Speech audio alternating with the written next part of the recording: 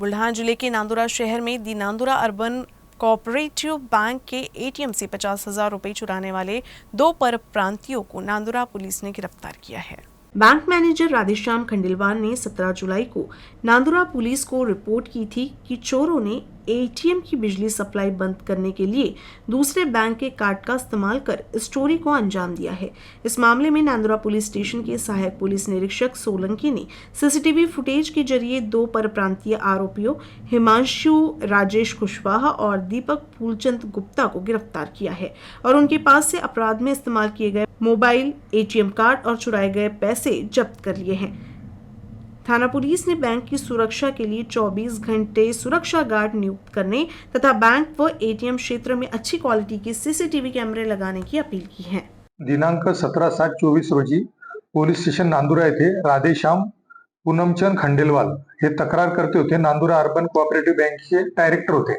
यांनी तक्रार दिली की त्यांच्या बँक एटीएम आहे नांदुरा बँकचे इथे, ते एटीएम मध्ये दुसरा एटीएम वापरून अज्ञात चोरट्यांनी 50 लाख रुपयाचे पैसे बँकेतून चोरी केले अशी त्यांनी लेखी स्वरूपात तक्रार दिली होती।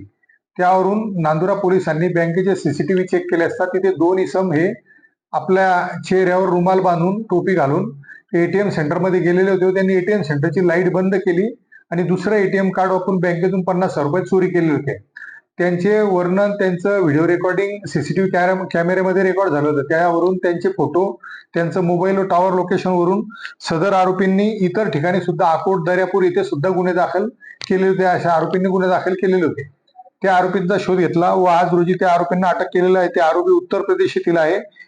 एकाचं नाव हिमांशु राजेश कुशवाहा, राहणार कानपूर यूपी, दुसरा दीपक फुलचंद गुप्ता, राहणार कानपूर यूपी, असे 2 आरोपींना अटक केलेले आहे। त्यांच्याहून त्यांनी वापरलेले गुन्हा करताना वापरलेले एटीएम कार्ड तसेच मोबाईल सुद्धा जप्त केलेले आहे आणि जी चोरी केली होती अमाऊंट ती सुद्धा जप्त केलेली आहे। आता आरोपी नांदुरा पोलिसांच्या कस्टडीमध्ये आहे। पोलिसांनी पीसीआर घेतलेला आहे। नांदुरा पोलीस तपास करीत आहे।